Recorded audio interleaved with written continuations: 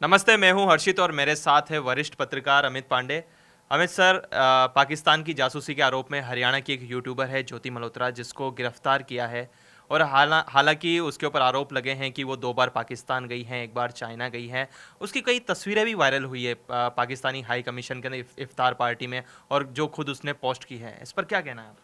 हर्षित, देखिए, जैसे आपने मुझसे ज्योति मल्होत्रा के केस का जिक्र किया, तुरंत ही मुझे एक केस याद आया। करीब 15 साल पहले माधुरी गुप्ता का। माधुरी गुप्ता 55 साल की वह शख्स थी, और वह हनी ट्रैप का शिकार हुई थी। और उसका केस ये था कि उसको एक पाकिस्तानी युवक ने, जो पाकिस्तानी एम्बेसी में काम करता था, उसने अपने जाल में फंसाया। उसकी आधी उम्र का था, और माधुरी गुप्ता के ऊपर आरोप था कि उसने कई सेंसिटिव इंफॉर्मेशन, विदेश मंत्रालय की वह अधिकारी थी, उसने पास ऑन की पाकिस्तानी अथॉरिटीज पर। 15 साल बाद, बैक टू, ये 2009 से 10 के बीच का मामला है। उसकी निचली अदालत ने 2018 में उस अदालत ने दोषी ठहराया। 2021 में माधुरी गुप्ता की मौत हो गई। कट टू 2025 में ज्योति मल्होत्रा गिरफ्तार होती है।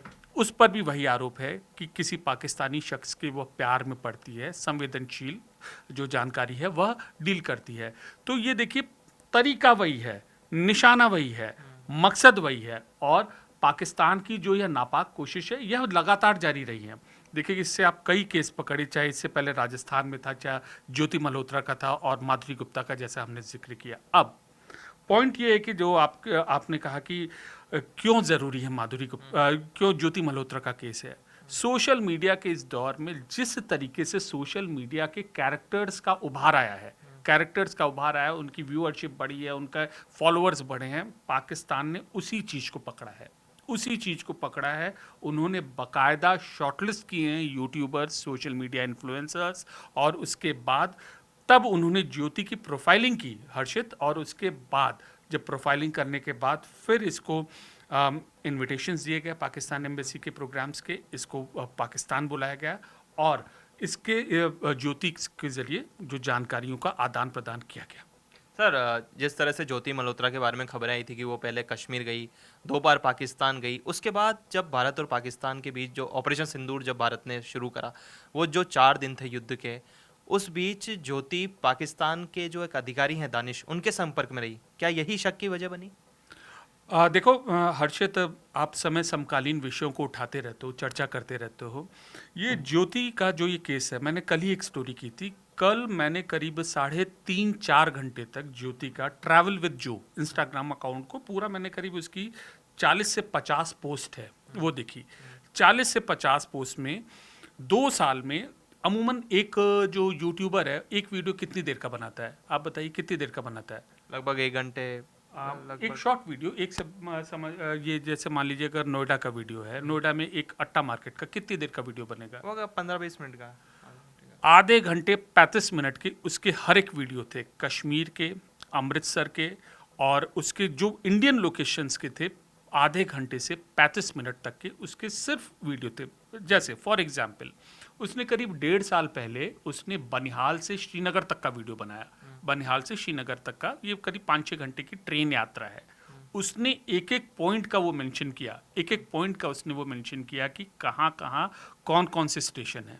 अब 2025 में जब ज्योति ने फिर एक बार, जब वो कश्मीर जाती है, कहाँ का जिक्र किया उसने? उसने किया पहलगाम का जिक्र, उसने किया गुलमर्ग का जिक्र, उसने उन उन टूरिस्ट प्लेसेस का जिक्र किया। तो ये दिखाता है कि बाकायदा पाकिस्तानी जो एजेंसीज हैं, उन्होंने अपने सांचे में ज्योति को ढाल दिया था। और वो एक हनी ट्रैप तो थी ही, तरीका हनी ट्रैप से कहीं आगे बढ़कर उनको इन्फॉर्मेशन पास ऑन कर रही थी। नहीं, ज्योति के ऊपर एक आरोप भी है कि जिस तरह से कि इतने सारे वो इंटरनेशनल टूर कर रही थी, वो पैसा कहाँ से आ रहा था? क्योंकि काफ़ी लोग, काफ़ी पत्रकार उसके घर पे गए। नेशनल मीडिया ने भी दिखाया कि वो इतनी समृद्ध नहीं है कि वो इतने सारे इंटरनेशनल टूर कर सके। ये भी बताया गया था कि वो दिल्ली के अंदर लगभग 15-20 हज़ार की नौकरी करा करती थी। कोविड में उसकी नौकरी चली गई, उसके बाद फिर उसने व्लॉगर बनी, और उसके बाद उसने दुनिया के कई देशों की यात्राएं करी। अचानक इतना पैसा? अचानक एकदम देखिए, वो तो सीक्वेंस ऑफ इवेंट आप कनेक्ट करिए ना कि ज्योति एकाएक पाकिस्तान के वीडियोस करती है, उसको स्पॉन्सरशिप मिलने लगती है, एकाएक वो ट्रैवल करती है, एक बार, दो बार, तीन बार, चार बार, बराबर जाना तो वो नहीं, मतलब वो तो कोई इत्तेफाक की बात नहीं ना, बराबर उसको उसको पाकिस्तानी एजेंसीज की ओर से इनडायरेक्ट रूप में उसको फंड्स की सप्लाई हो रही थी।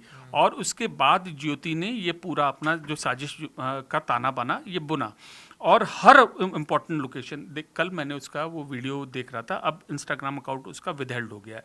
कल जब मैं उसका वीडियो देख रहा था तो वो ज्योति यहाँ से जाती है, दिल्ली से अमृतसर जाती है। दिल्ली से अमृतसर ब्लॉगर क्या दिखाएगा? क्या, एक बार फिर मैं आपसे पूछूं, अगर ब्लॉगर जा रहा है दिल्ली से अमृतसर, क्या तस्वीरें दिखाएगा? दिल्ली से अमृतसर जाएगा तो वो स्टेशन दिखा सकता है कि मैं दिल्ली के कई मतलब जो मार्केट प्लेसेस हैं, जो मॉन्यूमेंट्स हैं, और अमृतसर जाते समय जो रास्ते में कुछ पड़ाव आते हैं वो दिखा सकता है। और अमृतसर में तो आपको पता ही है जो फेमस है स्वर्ण मंदिर, हालांकि जो जितना मैं समझता हूँ। ज्योति मल्होत्रा दिल्ली से अमृतसर गई थी। अब इस दौरान वो क्या क्या दिखाती हैं?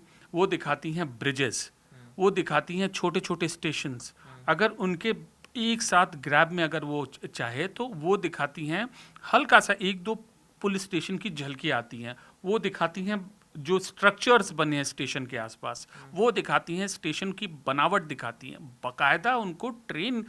जब ये मैं ये अज्यूम करता हूँ, जो मेरा ये अनुभव है माधुरी गुप्ता और अन्य स्पाइस का केस कवर करते हुए, कि ये पूरी तरीके से सांचे में आ गई थी, 1.5 साल से काम कर रही थी, और उसके बाद जब पहलगाम आतंकी हमला हुआ था उसके बाद भी एक्टिव थी। सर मेरा एक सवाल है कि आप बता रहे हैं कि वो यूट्यूब अपने वीडियोस के अंदर वो स्टेशन जो छोटे छोटे पॉइंट है वो दिखाती थी, वो डायरेक्ट यूट्यूब पर अपलोड ना करके डायरेक्ट भी तो पाकिस्तान को भेज सकती थी। वो इस तरह से क्यों अपलोड करी थी? मतलब एक सवाल है, अगर उसको बचना ही था तो दुनिया के सामने इस तरह के वीडियो क्यों अपलोड कर रही थी?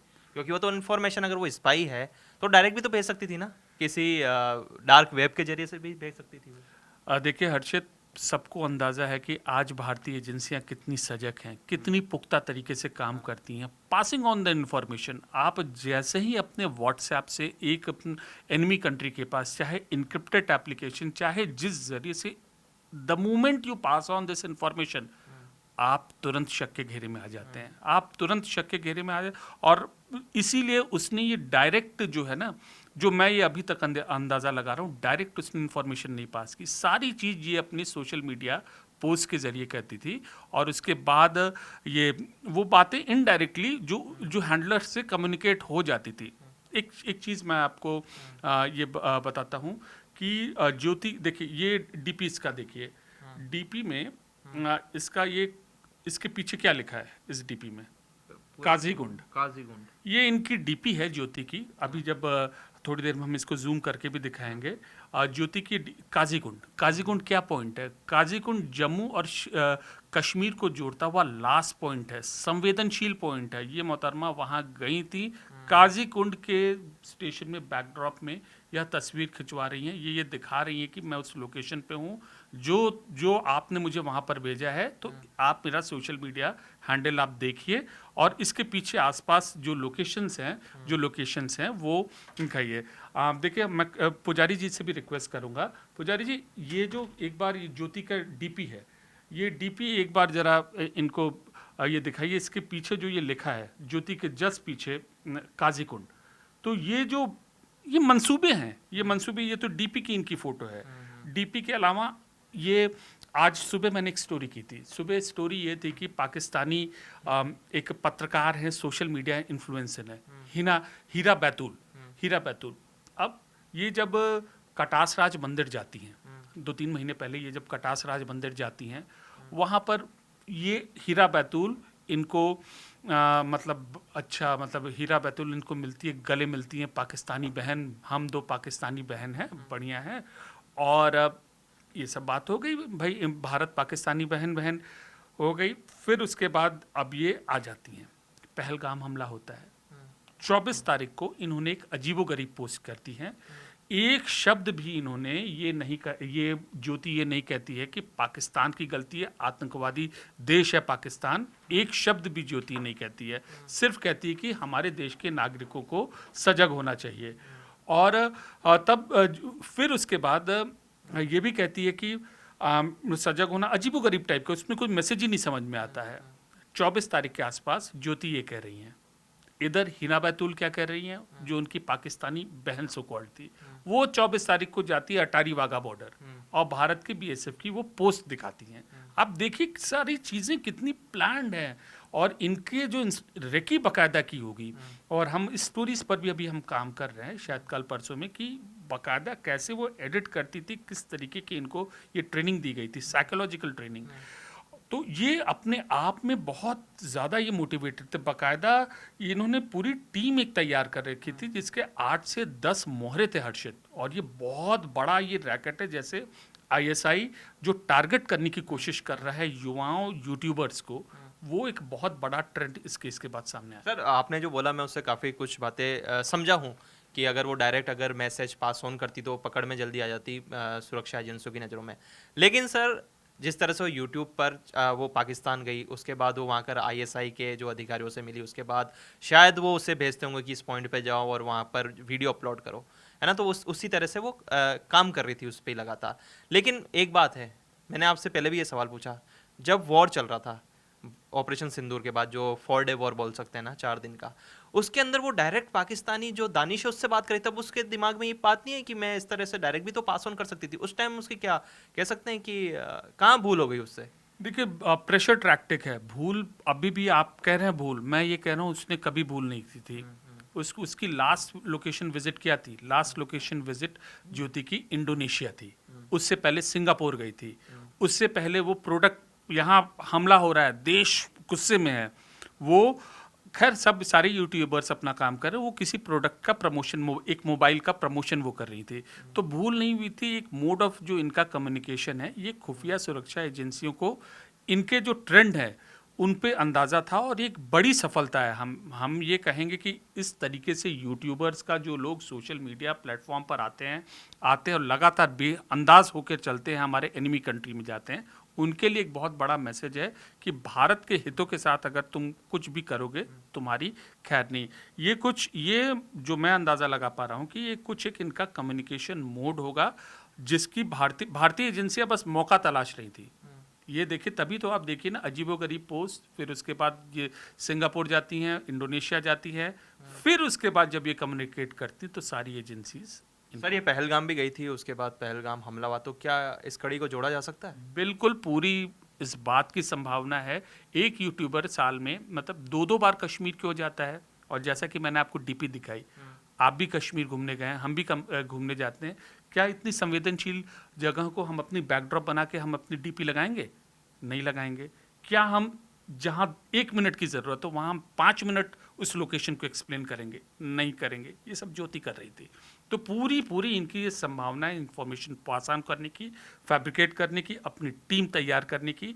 और ये हनी ट्रैप का शिकार नहीं थी, बल्कि एक मेंबर बन चुकी थी आईएसआई की टीम का, जिसको क्रैक करना, भी कई किरदार इसमें भी खुलने बाकी। मेरे आखिरी 2-3 सवाल हैं कि कई यूट्यूबर्स भी शक के घेरे में, एक नवंकुर चौधरी हैं जो यात्री डॉक्टर के नाम से, उनके ऊपर भी शक है क्योंकि वो भी पाकिस्तानी एम्बेसी गए थे इफ्तार पार्टी में, उनके फ़ोटो भी ज्योति मल्होत्रा ने पोस्ट किए। तो क्या इस तरह के लोगों पर जो शक हो रहा है क्या सही है ये, क्योंकि वो भी पाकिस्तान जा चुके हैं? हर्षित देखिए, बात निकली है तो दूर तलक जाएगी, और दूर तलक जाएगी तो कई इसमें जो मकान है वो इसमें जरूर जद के शक के घेरे में आएंगे। और ये जो कई यूट्यूबर्स हैं ये तो अभी बानगी भर है। ये एक कड़ा मैसेज है, कड़ा ये इन्वेस्टिगेशन 3 राज्यों की पुलिस कर रही है, एनआईए इस मामले को असेस कर रही है। तो सारे यूट्यूबर्स हैं जिन्होंने देश के हित के साथ ये समझौता किया है, नए तरीके से जेनरिक सोशल मीडिया में तुम जानकारी पोस्ट करके तुम सेफ हो जाओ। जो यात्री डॉक्टर है वो फिलहाल देश में नहीं, लेकिन उन्होंने वीडियो पोस्ट करा है। उन्होंने कहा अगर मेरी 1% भी गलती है तो मैं इंडिया आऊँगा, मेरा पासपोर्ट भारतीय एजेंसी को दूंगा, अगर 1% भी गलती, मेरा फ़ोन दूंगा, लैपटॉप दूंगा, अगर लगता है तो डायरेक्ट मुझे जेल में डाल देना। उन्होंने एक वीडियो पोस्ट किया, वो बता रहे हैं कि मैं निर्दोष हूँ, लेकिन वो पाकिस्तानी एम्बेसी इफ्तार पार्टी में तो गए थे। देखिए, अब ईश्वर करे वह निर्दोष हो और उनके खिलाफ ना हो, लेकिन अगर कोई भी शख्स ऐसा केवल उनको नहीं वो है, तो उसको चिंता करने की ज़रूरत नहीं है। आज की डेट में भारतीय एजेंसियां इतनी सक्षम हैं कि जो भी कोई अगर बाहर भी बैठा है तो उस तक वो पहुंच जाएंगे अगर भारत के हितों को नुकसान पहुंचा रहा है। एक आखिरी सवाल आपसे कि ज्योति मल्होत्रा है, उसके ऊपर कौन कौन सी धाराएं लगी है और उसको कितने साल तक की सजा हो सकती है? देखिए, जो एफआईआर हरियाणा पुलिस ने उसके ऊपर दर्ज की है, ऑफिशियल सीक्रेट एक एक्ट, देशद्रोह का मामला, इसके अलावा भारतीय न्याय संहिता के अंतर्गत कुछ गंभीर धाराएं लगाई गई हैं। देश के हितों को नुकसान पहुंचाना, जानकारी लीक करना और दुश्मन देशों को फायदा पहुंचाना, इससे संबंधित धाराएं ज्योति मल्होत्रा के ऊपर लगाई गई हैं। और ये केस एक ट्रेंड सेटर है कि इस नए तरीके से अगर तुम देश का नुकसान पहुंचाने की कोशिश करोगे तो तुम बख्शे नहीं जाओगे, तुम जाओगे पकड़े और एजेंसी हमारे देश की तुम तक पहुंचेगी। देखिए, जो पाकिस्तानी कह सकते हैं कि पाकिस्तानी जासूस है आईएसआई की, जो ज्योति मल्होत्रा है, उसने उसकी कारस्तानियाँ अब धीरे धीरे सामने आ रही है। जैसा कि बताया गया कि वो यूट्यूब पर जो लोकेशंस है, जो इम्पोर्टेंट लोकेशंस हो सकती हैं, चाहे वो कश्मीर की हो, चाहे देश के अंदर कहीं भी हो, वो यूट्यूब पर बाकायदा उसको पोस्ट करती थी, बाकायदा वो लगाती थी। हाँ, एक बात जो सर से हम बातों में पता चला कि वो डायरेक्ट इन्फॉर्मेशन नहीं भेजती थी, वो खुलेआम इन्फॉर्मेशन भेजती थी। क्यों? वो 2 बार पाकिस्तान गई हैं, उसके बाद वो ऐसे सेंसिटिव जगह की फ़ोटो पोस्ट करती थी जो वास्तव में काफ़ी संवेदनशील थी। और पहलगाम जब गई थी, उसके बाद ही पहलगाम का हमला हुआ, तो ये कड़ियाँ कहीं न कहीं जो हमारी खुफिया एजेंसी उसको जोड़कर देख रही है।